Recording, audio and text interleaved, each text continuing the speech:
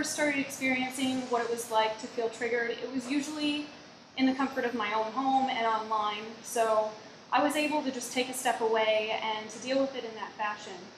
But at some point it got to where I was able to feel triggered outside of my own home, in person, with other people who care about me and who did have good intentions, just as I did when I did not know any of this.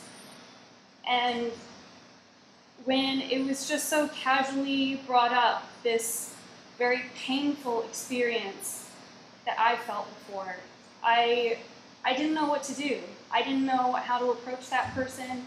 I didn't know where to go. All I could do was run away from it. And I wasn't sure how to explain to this fellow activist that what they said hurt. It didn't only hurt me, but using that same method in our activism, I wouldn't be able to be there. I would start crying, I would have to leave, and I don't know if I would be able to come back.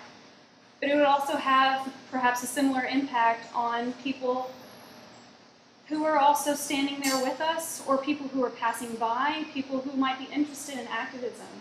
But if we carefully construct and kind of check in with the people who have been through these oppressions, regardless of his sexism or some other form of oppression, and find ways in which we can support them and really just allow them the space when they're comfortable and feel well enough to kind of show how that highlights in the same way with non-human animals.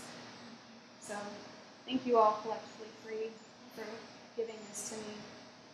Yes? Can I just add a comment? And I just want to add the comment that you do believe that it is a valid comparison. Right? Absolutely. I just want to make sure that people understand that you agree that it is a valid comparison. However, right. So I've written before a couple of times now how my own experience of rape is very similar to what non-human animals go through. There's clear differences, and the word itself, people are going to be caught up on semantics. But for me, it's not really the use of the word as so much that that word itself is, it just brings me right back to that place as I described to you during the presentation. And there's a way in which, like myself and other survivors of sexual assault, can really explain how non-human animals go through this, how it's traumatizing, how it's horrible, and how in some ways it's even worse than what I've gone through. But you can do that in a way that does not push people away. Anyone else?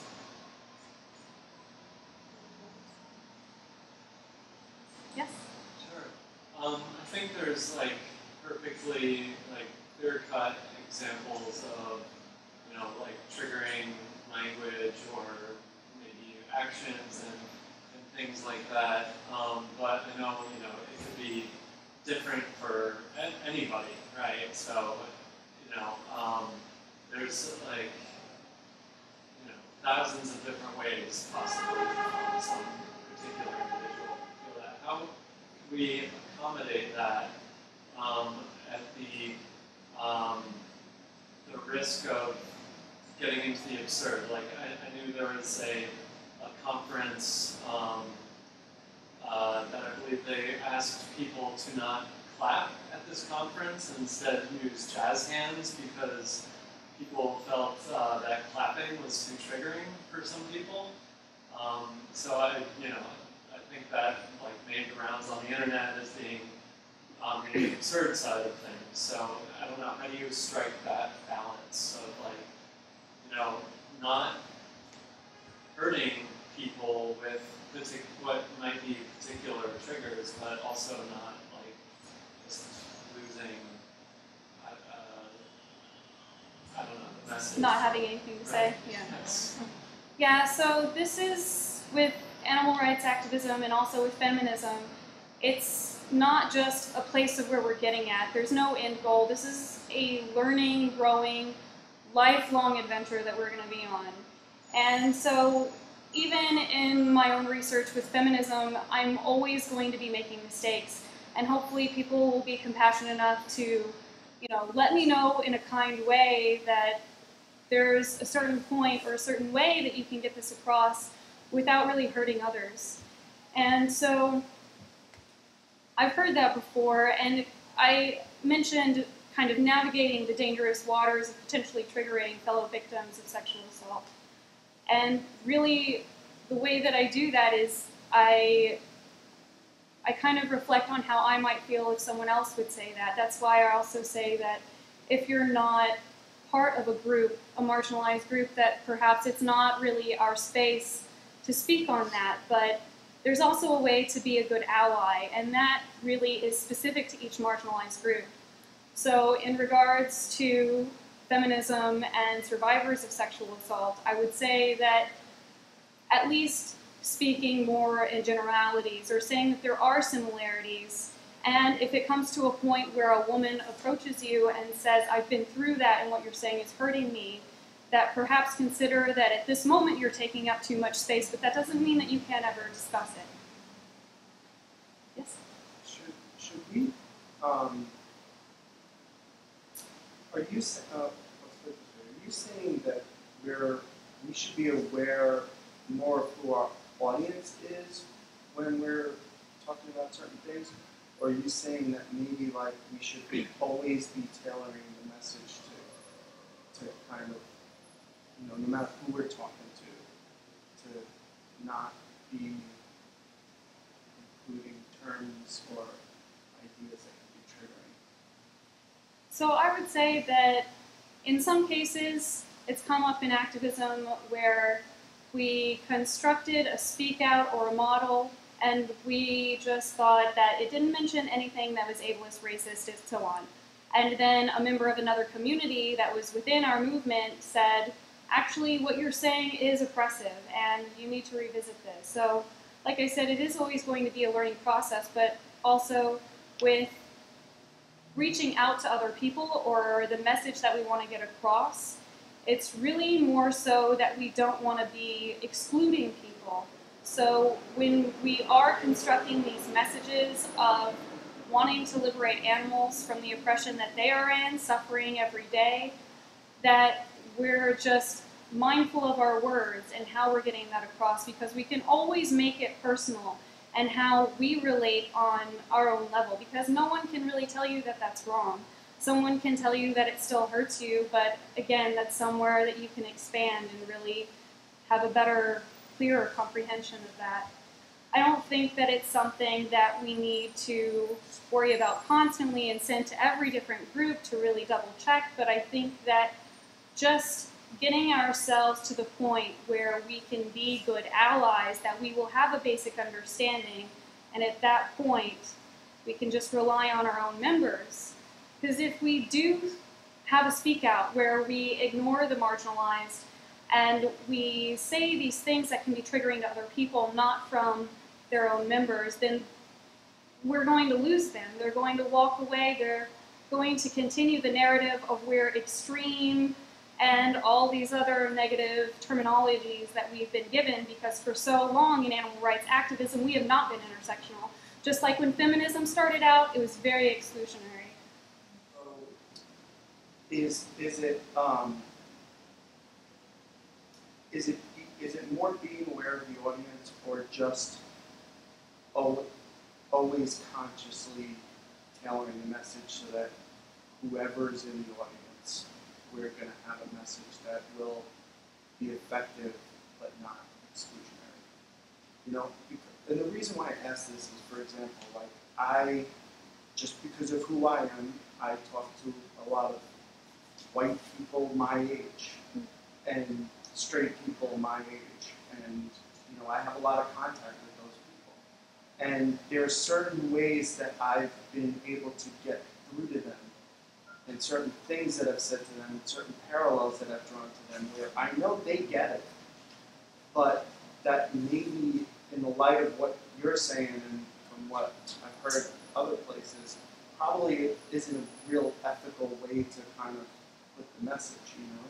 Mm-hmm. So, like, I'm trying to figure out how to tailor my messaging to be more ethical, but still maintain some level of efficacy with certain people that I'm talking to who have real thick heads and need, like, a certain way of, understanding things, because they're not going to understand it any other way, or maybe I haven't figured out a way to make them understand. Right. So I've said before that oppression is not an effective tool for fighting oppression. And regardless of if if you are not a victim of sexism and you use something that perpetuates rape culture to get through to someone, it's not being the most effective that we can be, because it is hurting not only the members in our own community, but members that we want to be part of our community. So I think that focusing really on the animals who are suffering, and perhaps how you can relate in any area of your life where you've been hurt or subjected to some kind of, similarities to how they have been, that would be more powerful speaking from your own experiences rather than others that you might not fully understand. Yes? Can you give a specific example of an articulation that hurt you as a victim of sexual assault, and how that could have been corrected? What would have been the proper articulation that would not have hurt you? Sure. So I'm going to use a specific example of a fellow activist who is not here, so I apologize if this isn't appropriate, but a friend of mine after an action said, let me give you a little backstory. We, as Collectively Free, were doing a humane meat protest, and we were very clear about, regardless of how kindly you do it, it's never going to be appropriate to kill someone who doesn't want to die. On our way back from the action, this person very casually said, oh, next time we should just do a protest about humane rape, and with the person using a condom, they won't be able to feel it. And that was really very hurtful for me, and I can't tell you how long it took me to get past that, especially hearing from someone who I care about and who I want to spend time with. I think that, to answer your question, a more appropriate comment for him to make would be perhaps to ask the women, because this was a male making this statement who, from my assumptions, is not a survivor of sexual assault, to check in with the women activists and say, how do you feel about having a protest where we discuss the similarities between non-human and human-animal sexual assault? And perhaps not using such harsh language, because really the words that very directly convey what we have been through is one of the most hurtful things that you can do, especially when you're just tossing it around like you're asking for a piece of pizza. You mean the word rape is hurtful, whereas sexual assault is not? Is that what you're saying? Sexual assault, I feel, is just a gentler way to kind of tell people, because it's more encompassing of everything that can happen. Rape, the word itself, is just, it's very harsh on the ears regardless of what you've experienced firsthand. I'm not really quite sure how to better portray that there's such a difference in the weight of those two words, but from my experience in speaking with fellow rape survivors, it's the same case. It's just, if you're going to use that word or really talk about that message in a way that's unfiltered, that you should at least give those people a trigger or a content warning and say, hey, are you in a space to discuss something that's really sensitive that might put you back in a place that was really hurtful for you. So the protest that we did, it was a humane bacon festival and big bacon picnic festival. And so we had a human on the table to show that humane killing of a human is the same as humane killing of a pig. And so the activist was basically saying that the humane rape of a human being portrayed in a protest would be the same as humane rape in a non-human animal. And though I agree that there are absolutely correlations and overlapping points to that, that just there's a way to go about it to be sensitive to everyone who will be affected by that language. This word that has no correlation with the word rape itself can still bring them back into that place. And that's more of a specific case of just listening to the members of your community. And yeah, like you said, that's going to be an ongoing learning process. And I would say that whenever we do fall short of our own expectations and goals, that we don't really beat ourselves up so much, because, if we keep ourselves down, we're never going to be able to continue expanding to really, we have to forgive ourselves for making these mistakes, because we're not perfect, and we should know that. And we should be there for people who still need to learn. If we're not willing to do a little bit of teaching, a little bit of education, then we have no hope to really expect people to get there. Do you think that the work that animal rights activists are doing is somehow, especially attractive to people who have been especially hurt in other ways, or oppressed in, or subjugated in other ways? Absolutely, and that's one really important reason why I feel that we should be inclusive always, regardless of who we're giving the message to.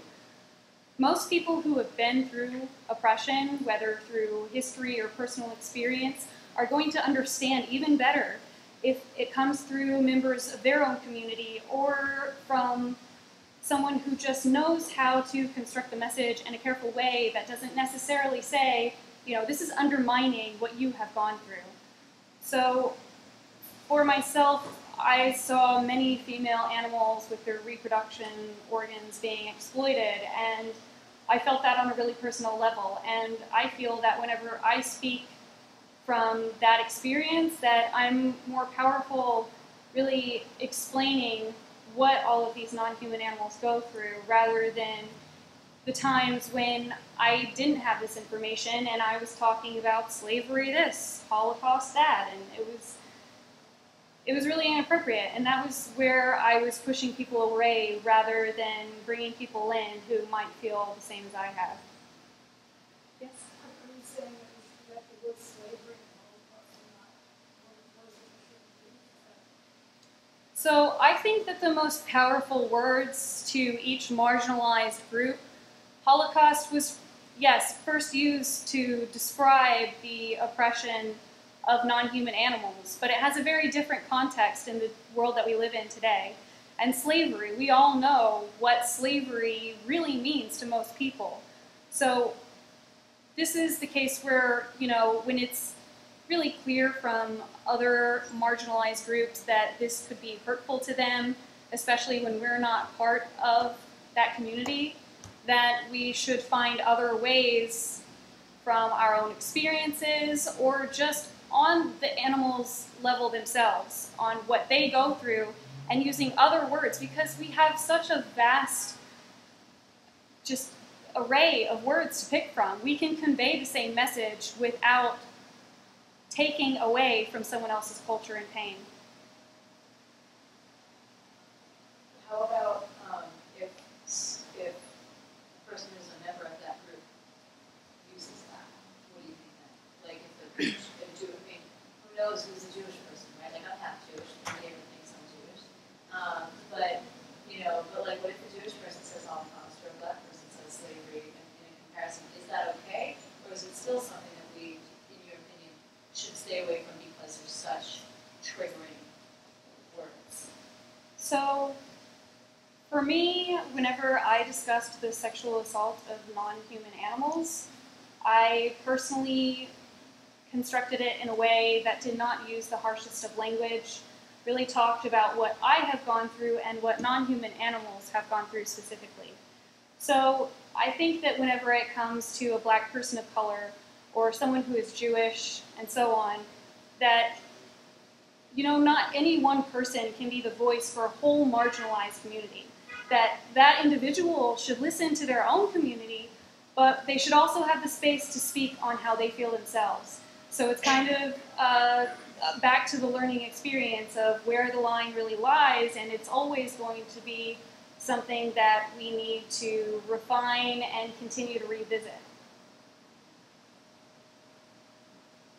So if you're describing, if let's say I'm talking to a Jewish person, and without using the word Holocaust, if I start describing the conditions animals are in, I mean, they may come to their own conclusion about that. I mean, if I'm describing what their concept of a Holocaust is, I mean, and they arrive in the same place, I mean, could it end up triggering them anyway? You know what I'm saying? Like, if I'm describing that, you know, they may, you know, if I'm describing that, you know, animals are tattooed and they're packed in these big warehouses and they're on and on and on, all these things that happen, they, you know, they'll remember stories that might happen in their own family or their own personal experience, you know. How do we talk about certain things without, like, even without using the words, like the concepts would be. I think that at that point you really need to listen to the person that you're communicating with. For example, when we're doing a speak out, we can't really have a dialogue with people. So at that point we have to rely on the members of our own community and just do our best and to learn from that experience. When it's more one-on-one and personal and someone says, what you're saying right now is really hurtful to me and brings me back to something, to a place that I don't want to go, then, you know, you can just really appreciate that that person is willing to share that with you and apologize for bringing them there and shift the conversation to another aspect, because there is an endless amount of atrocities that non-human animals will go through. And perhaps just recommend to them that if they are feeling that without using the terminology itself, the harsh language, and just the description of what these non-human animals go through, that perhaps they can find their own community in the animal rights activist movement and to discuss with them the similarities and how they, as a community within the animal rights movement, feel about that. Absolutely, because whenever you use the most extreme words that really represents an entire history or experience that certain groups of people have gone through, then it really just, as Rafaela said, it shuts them down. They focus on that word, they go back to that place, the experience of triggering that I described in the presentation, and there's no room for discussion. That's what we have talked about with really pushing people away and turning them off to any further dialogue, discussion, or bringing them in. Because if they don't feel safe, if they feel triggered, just as I have, then they wouldn't come back. They wouldn't even join our community in the first place. So I think that if people are joining the animal rights movement, that they already have an interest in ending oppression and worldwide injustice, and that if they see, when they're not part of a marginalized community, that there's an intersectionality there that should really be respected if we want to fight both human and non-human oppression, that, you know, they'll be able to understand that there's a wide variety of ways that we can convey this message without, you know, it's not so much censoring as it is being respectful to the people who are in our family right now and who might want to join at some point, because, you know, they still have the freedom to express in other areas. We want to create a safe space so that people feel comfortable coming to us, so that people feel comfortable staying with us. And if, you know, we are concerned about really getting on this whole PC, politically correct bandwagon and, you know, thinking that we're shutting people down, it's really just a distraction and a way to tell people to sit down and quiet when we're not really respecting the members of those communities. So I think really describing the word itself and the way that it manifests itself with non-human animals is more powerful than using the word slavery itself when it's not coming from a person of color. So if I were, for example, to talk about the enslavement of non-human animals, I may use the word enslavement, but it's still getting very close to that harsh language that turns people off. So I would talk perhaps about how they are separated from their families. They're locked up for their entire lives. All of their rights to their own bodies, to their very own lives has been taken away. And, you know, there's just so many ways that you can talk about the horrors of animals go through rather than saying they are slaves just as black people were slaves. Yeah, that's a good comment. So Kind of like what I was talking about, where I don't personally use the word rape, even though I have been through that multiple times. I use the word sexual assault, or I describe specifically what the non-human animals go through and how it relates to me, and that still will likely be upsetting to people, and it might still trigger them or bring them back, but at least at that point, I am narrowing down the amount of people that I could potentially exclude, and it still leaves room for conversation, so that I can learn that, hey, when you said this specific thing or you said it in this fashion, that it still hurt me.